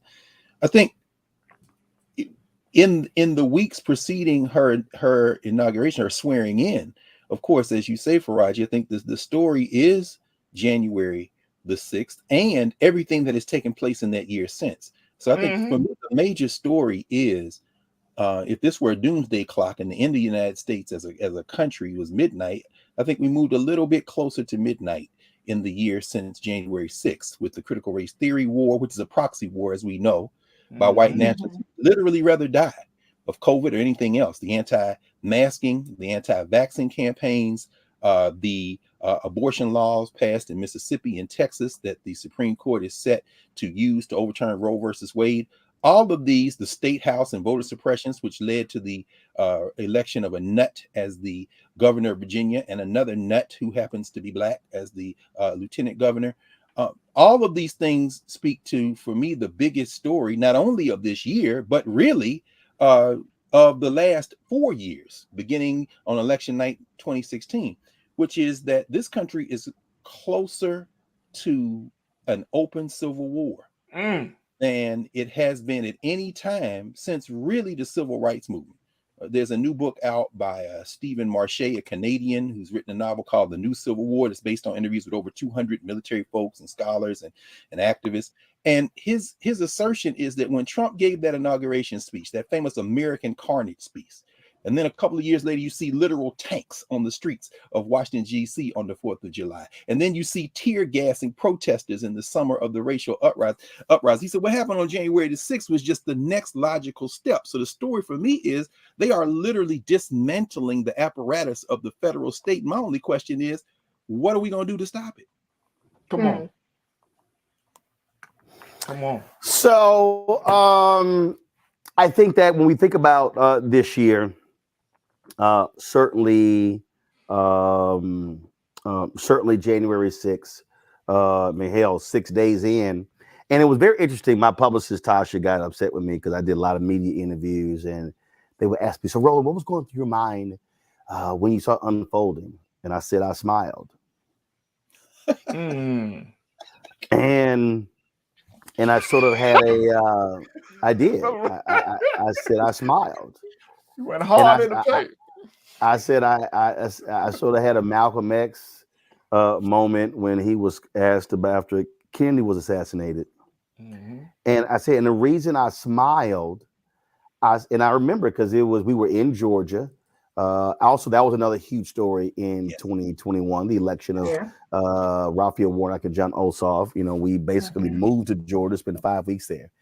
And it was that this happened the day after the election.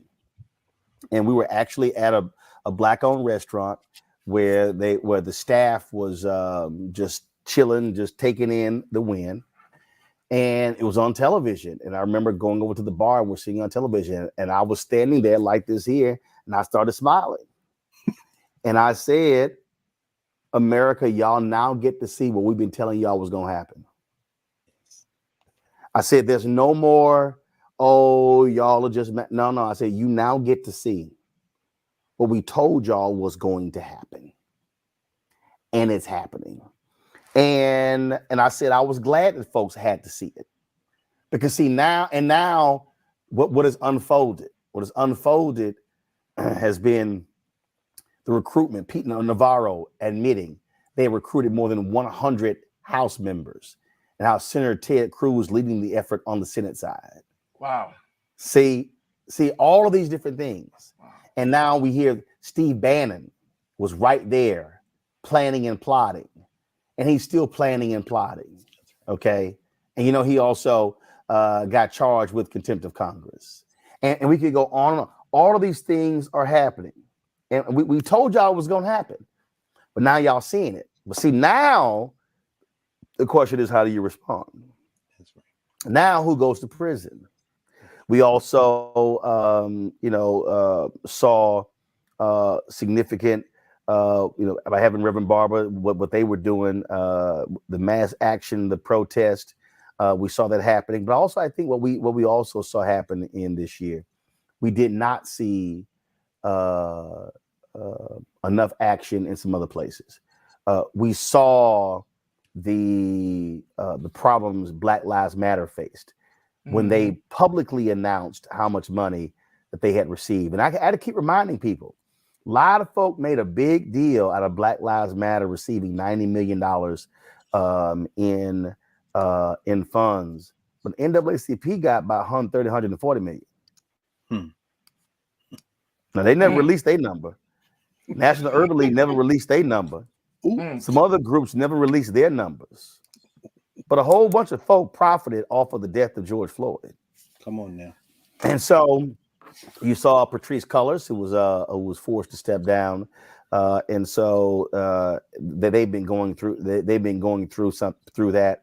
And if there was something that I think that we did not see enough of, and I think this is tied to who's in office, I think it does, is action in the streets.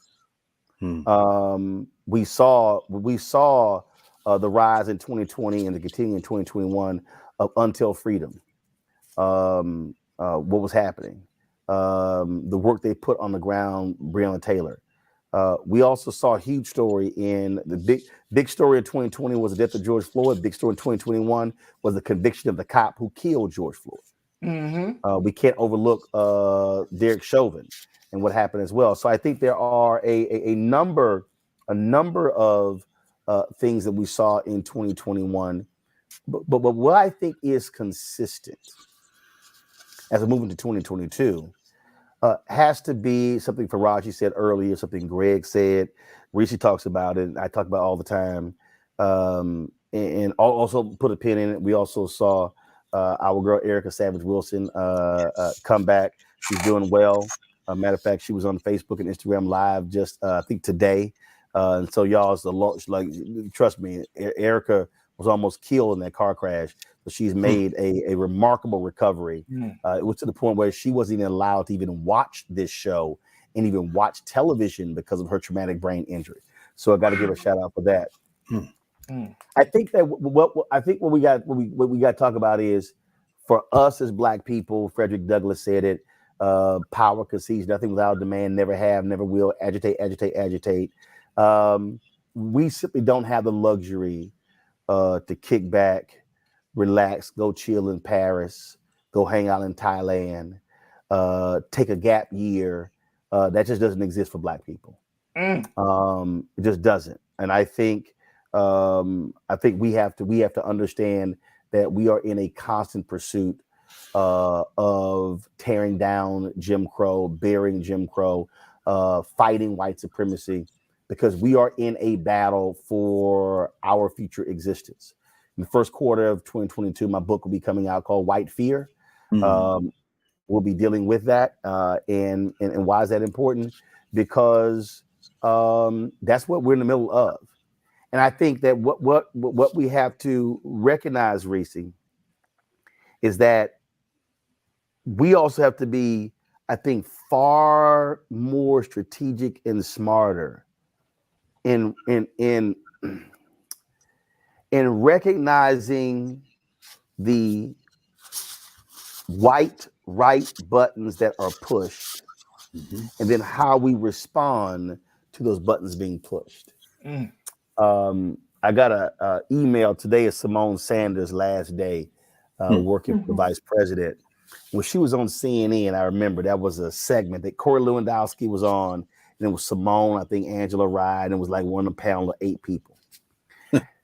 And they had this panel, and they were discussing something, and Corey threw something out, and then Angela Simone jumped on that thing and took the whole conversation away. So I remember I ran into Simone, I was walking down the streets of DC, and we were she's like, well, I got something I want to run by you. I said, well, look, I'm busy. You can carry my bag and follow me where I'm going. So she did. So we I think we went to an ice cream joint. We sat down. She's like, man, that segment was great. I said, no, it wasn't. It was trash. She's like, what? I said, it was trash. I pulled my laptop up. I said, let me show you just what happened here. I said, this was a conversation. Corey Lewandowski threw something out. Y'all chased him down that rabbit hole, changed the whole conversation. I said, watch. And I played it and I rolled it back. I said, see, what you should have said to him was, Corey, nice try. We'll discuss that tomorrow, but this is today's topic. She was like, wow.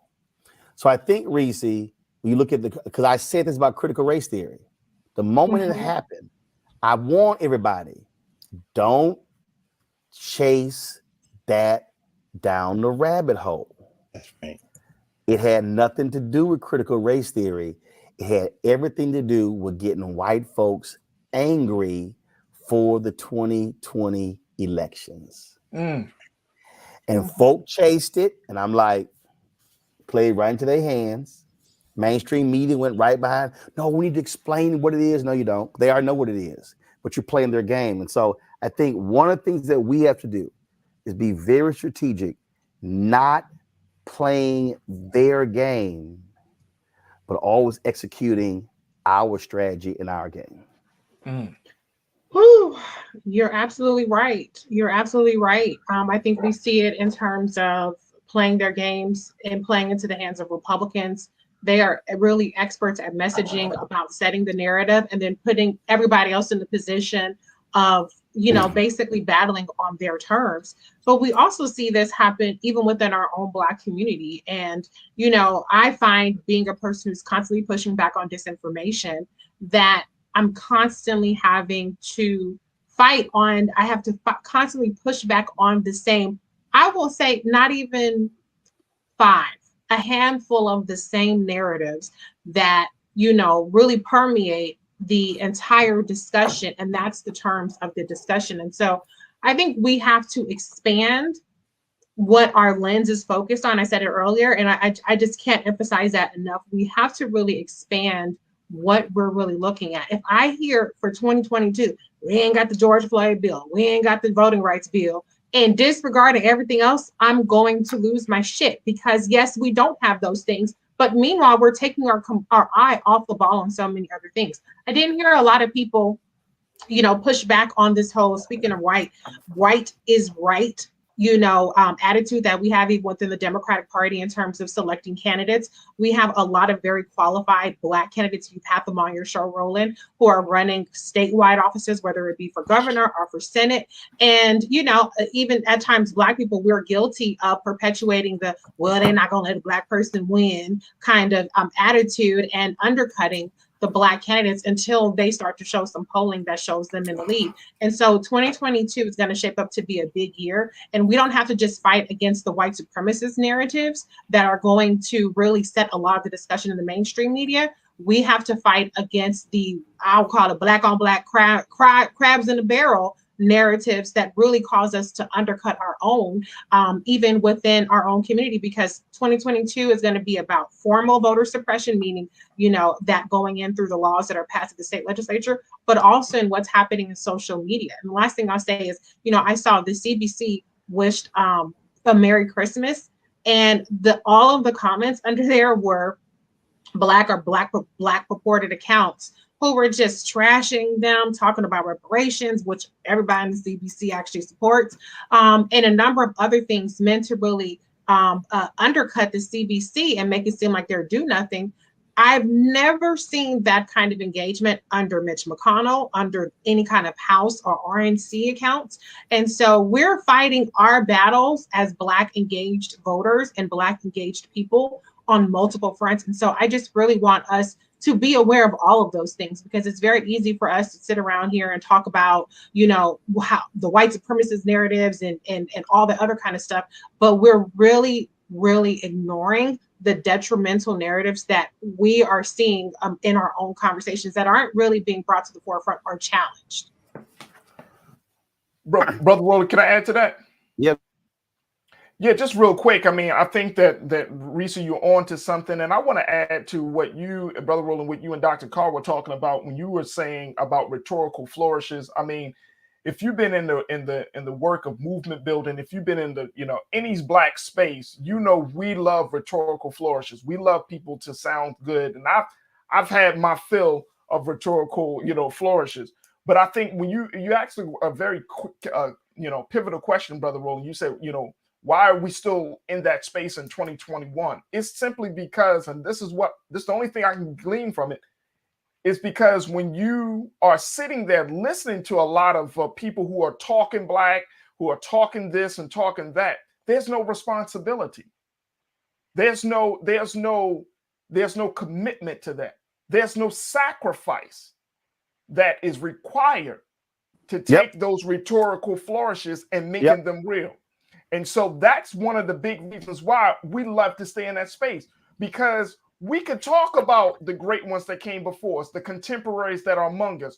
But when you're talking about who in the generation right now, who of us are going to be the next torchbearers, who of us are going to be the next, cadre of freedom fighters, that number gets so small. You and I know it. The number gets so small, it's almost not seen. So the rhetorical flourishes is like a blanket. It's like a security blanket. It's easy for us to hold on to, because when you go outside and you actually got to put some work in, that's a whole different level of love and commitment. The other thing is something that you speak about all the time, and I think this is why we got to go into 22 into a different mindset. The fact is, you've been asking for these companies to support this platform, to support our shows, everything. The fact is, there is a science to demanding. And we don't understand the science of demand. The great, most honorable Elijah Muhammad, he put it on the back page of that world-class famous newspaper, The Final Call. He said, what we believe and what we want. In that, he talked about having the United States to carve out a few states so we can get some land of our own and we can start our own thing, right? But there was a science to that demand, because in as much as he was asking for the United States government to do that, he was talking to Black people about doing for self. And some people say, well, why would he ask for something from this government when he knows that they may not give it to him? Because he wanted the world to see the hypocrisy of what they claim, the hypocrisy of the fact that you have companies in corporate America say, yeah, we were Black people. Well, look at all of the companies that have pledged to support racial justice programming and social justice acts after George Floyd. All of those companies, Walmart, Target, all of those companies. And then hardly any companies really put up any real money on the table. No money. You didn't see a big influx of money coming into Black media. You didn't see a big influx of money coming into social justice organizations. So what are we saying? There is a science. You got to show people that, look, these are hypocrites. You got to show Black people they don't really have your best interests at heart. We put the demand on them. Now, why do you keep believing and hoping and wishing upon a star that they're going to change their ways? So we got to understand that there's a science to that demand. So I just wanted to throw those 2 points out there, because we're going into 22 and we got to reassess our strategy on our relationship with each other, our relationship with the United States government, and of course, on our role in this time, because I'm with you, bro, Roland. We don't have a lot of time. We don't have the liberty to say we're going to take some time off. Man, please, the battle is far from won. We heard that from Reverend Barber. I'm just ready to keep the movement moving. That's the place I'm at. I think the point that the project makes there, Greg, is an excellent one. It's interesting. There were some people I sat down with Minister Farrakhan for preceding the 10th anniversary of the Million Man March. And we talked about failures coming out of the Million Man March. And one of the things that he said was there were a lot of people who were critical of the Million Man March who did not stand with us to create a plan of action after the Million Man March. And I challenged Minister Farrakhan, okay, what's going to be the plan after the 10th? When he came on my TV One show preceding the 20th anniversary, we had that very same conversation. And there are people who were, well, why did you challenge the brother minister like that? I said, well, first of all, it was a conversation. I said, Minister Farrakhan wasn't expecting to sit down with me and have a love session. I said, because he knows exactly how I operate, which he has actually expressed to me personally offline in terms of challenging. What Faraja just laid out there is, I would dare say, and I would say this, the one thing I think many people, not just black people, most people are afraid of is accountability. Mm. And you're absolutely right. Oh, it's easy to sit there and listen to a speech. It's easy to sit there and listen to a sermon. I love it when people say, oh man, that preacher, man, he was preaching. And then you go, what was the scripture? Mm. What they really were referring to was the hoop. Of course. They were referring to the hoop, which is the emotional part. But if you can't tell me what the scripture was, in fact, my wife will tell you, if we're sitting in church, she can tell you whether or not the preacher is having an impact on me, judging based upon my notes. See, I take copious notes. If she looks over and all she sees is the date, the name of the church, the preacher's name, the title of the sermon, and the scripture, and she don't see nothing below that, that means he or she ain't saying nothing that's resonating with me. Mm. And there are a lot of preachers who know they ain't preaching or saying nothing. So what they'll do, Greg, is they will immediately go to the cross. Mm-hmm. See, some of y'all gonna get that. So what happens is they'll go to the cross because when you go to the cross, it automatically elicits a response from the people. So the sermon is awful. And then they'll say, on Friday, all of a sudden folks stand up, start shouting. And then they go on Sunday morning. Yes, sir. And this is me sitting there.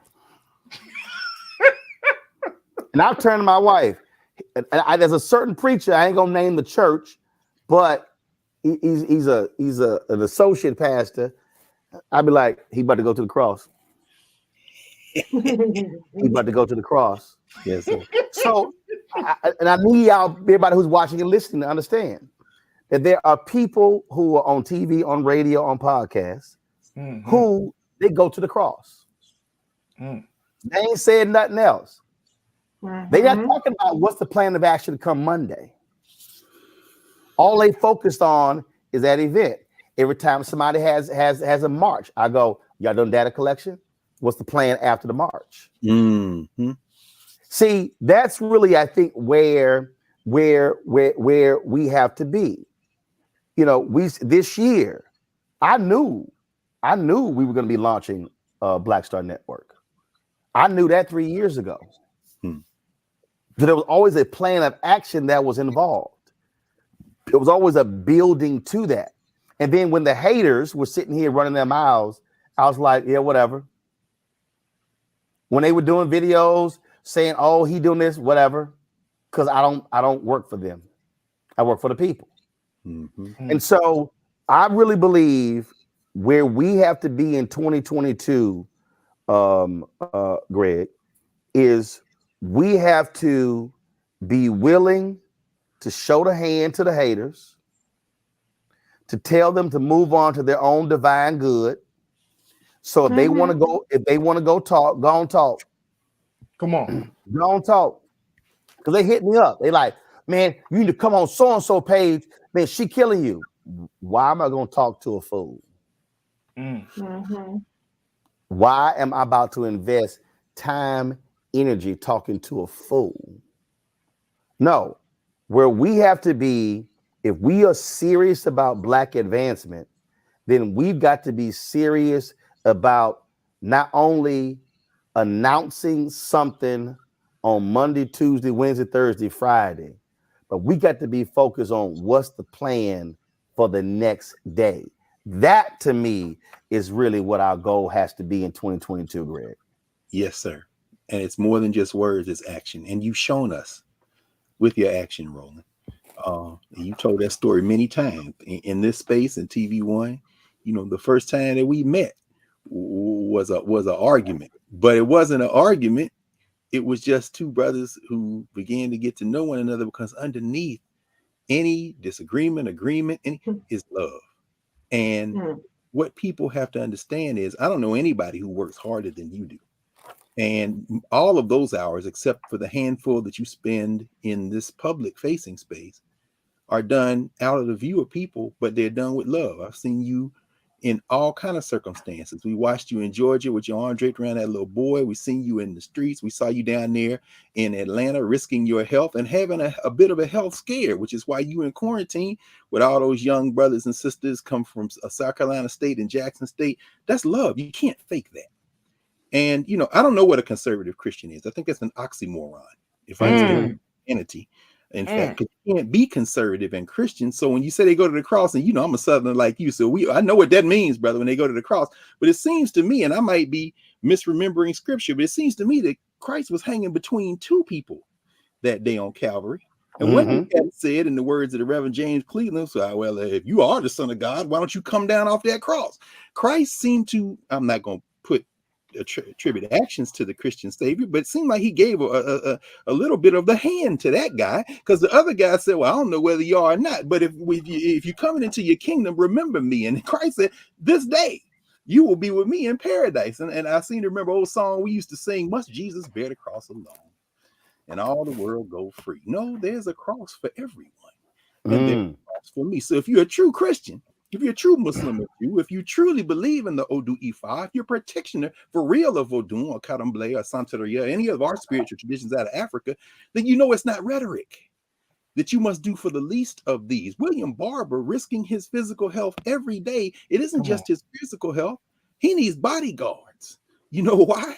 Because the state is not going to go quietly when they are serving the interest of the money changers, the same class that Christ put out of the temple, again, if I'm remembering my scripture correctly. And so what you're doing and what you've been doing with this plan is that you're working and have been working out of love and sacrifice so that the rest of us would be around in a space that can help bring our people together. And sometimes, I mean, you have the gift of speech. There was another man I remember who became an ancestor since, you know, we were here last year, the great Bob Moses, who was a man of very few words.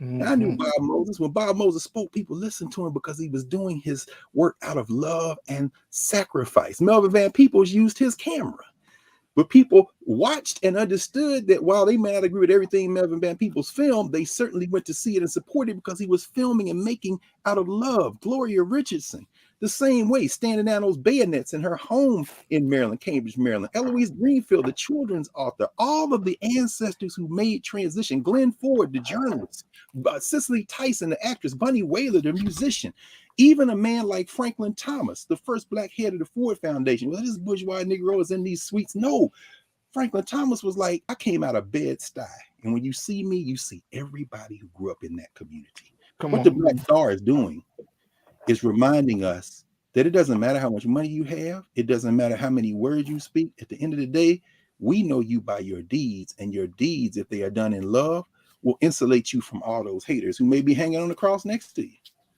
Come on. Let me, the point that Greg just made about frat brother and I, Todd Brown, we always have this conversation.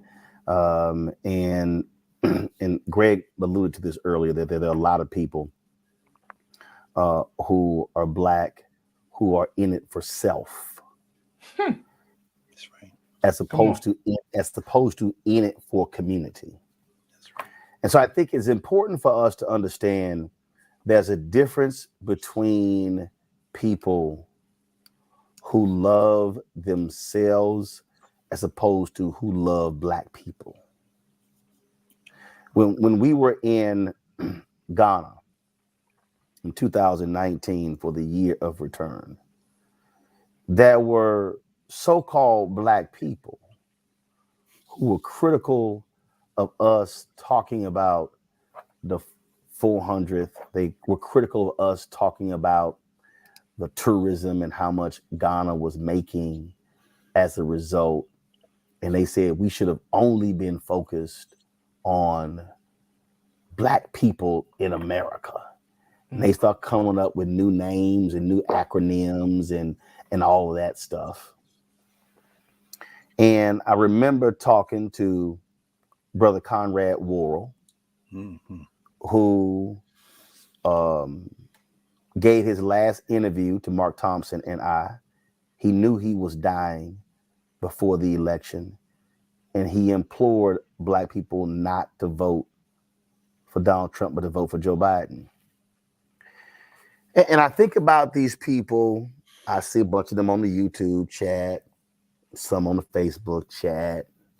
Oh man, you be telling folks to vote for Democrats? No, I say to vote for black interest. Mm-hmm. That's right. Whole bunch of y'all, whole bunch of folk out there. I see y'all. Y'all be hollering about reparations. Not one Republican supports reparations. So you only gonna get it through one party. So you telling me not to have a conversation about Democrats, but you support reparations, but it ain't gonna happen from any Republican. Yeah, some of y'all might want to think about that one. The question is, who loves your people? That's right. There were people who they oh my God, you're putting that foul-mouthed woman, Reese, on your show? Why? As soon as you said foul mouth, I knew you was talking about him. That's terrible. They were like, what are you doing? Are you crazy? All that woman does is cuss. And then when Reese came on the show, Reese actually self-conformed. And I was like, what you doing? No. You were invited to do you, not somebody else. Mm-hmm. Y'all, that was about how do you expand the voices. Tiffany Cross just celebrated her 1-year anniversary on MSNBC. That's right. Her first time in front of the camera was on my show. Roland, this is my 2nd year anniversary on your show today. Yeah, no. Yeah, I know what I'm saying, but it's community. Yeah. See, I need people to understand you can love yourself and you get rich, you get famous, and it's all about your family. But do you? So when I see Reese doing Clay Kane's show on Sirius XM, I'm not mad. I love it. Yes, sir. Because that was the whole point. Come on. That was the point. When I see Tiffany invite me to her show, that was the point. It's called Love of Black People. Come on. And when we're celebrating our folks who've gone from elders to ancestors, or when we're talking about people who are doing great things today, the question is, do they love Black people? That's it. Or do they only love themselves? That's exactly right. That's really the measurement. There it is. And so the challenge I give to all of you who are watching and listening in 2022 is, what are you going to do to spread the love of Black people? How do we all eat? I've told Byron Allen this. Byron, can't one Black-owned media company eat it all? Essence can't. Black Enterprise can't. Urban One, TV One, Radio One can't. But how about all of us eat? Come on. See, Preach. I want Byron, Black Enterprise, Urban One, Blavity, Essence, Black Star Network. I want everybody to eat. Come on. It's $322 billion. Come on, man. Spent every year on advertising in America. Disney can't eat all of it. CBS, Viacom can't eat all of it. But see, when all of us can eat, then we grow. So when we see more Black businesses building capacity, we are able to hire more people. My producer Carol just sent me 4 resumes of folk for jobs. Y'all, that's 4 more than we had at this time last year. Come on, man. That's how we have to be thinking. And so if you're one of these trolls and that is your commitment to life, If you're one of these trolls and what you are providing to black people is to be a troll on the YouTube channel. Come on. It's to be a troll when you make your own videos. Go on talking to win. And if you one of those folks who watch them and listen to them, don't come tell me what they got to say, because I don't give a damn. In fact, I'm gonna end up blocking your ass. Because what we as black people can ill afford going into a new year is to be defined and held back by mess. That's right. And messy people. That's right. I don't care how fine dressed you are. Come on, man. I don't care how fine you are as a person. I don't care how cute your face is, how melodious your voice is. If you are full of mess, then you're full of shit. Those two meanings mean the same. Full of mess and full of shit means the exact same thing. And so I want our goal to be to build a stronger community. We wanted to hit right now. We got 24,415 people who have downloaded our Black Star Network app. I would love for us to hit 25,000 by midnight by 11:59 p.m. on December 31st. Y'all, that's what this is all about. When did Black Star launch? It was 2020, We launched 2019. September 4th, 2021. Oh, that's the story then. I guess maybe that's So in 3.5 months, again, we're there. And so we're going to keep building. We're going to keep building, y'all. Because that's what this is about. This is about the absolute love of black people. That's why we created the show. That's why we have the network. There are four shows that we're launching. They've been in development for the past 2 months. We're launching those in January. There are 4 more we're going to launch in 2022 as well. And so that's where we're going. And so thank you for all of y'all who've been on along for the ride. Thank Faraji, Reese, and Greg. We're going to end this show, the final show of 2021, with a look back at some of the amazing people, brothers and sisters we've lost. If we left somebody off, charge it to our head, not to our heart. I've been posting a lot of images on my Instagram page from my archives of folks we've lost as well. And we've lost a lot of phenomenal people. But remember, there are a lot of phenomenal black people you've never heard of. And our goal is to bring them to you and to show you what they're doing. And again, if we can just continue to create more phenomenal brothers and sisters who are doing things for the love of our people, then we would indeed be a much better community. Folks, y'all have a great end of 2021. I'll see you guys on Monday. And on Monday, you want to tune in because I will be debuting our brand new offices. They are complete. You will see exactly what we have been doing. And trust me, you do not want to miss Monday's show. I guarantee you don't want to miss. You can see how we built out and how you have played a huge role in us building out our brand new offices of Roland Martin Unfiltered and the Black Star Network, located on Black Lives Matter Plaza in the nation's capital, Washington, D.C., 2 blocks from the White House. Folks, that's it. Here's our in memoriam. I'll see you guys on Monday. Holla!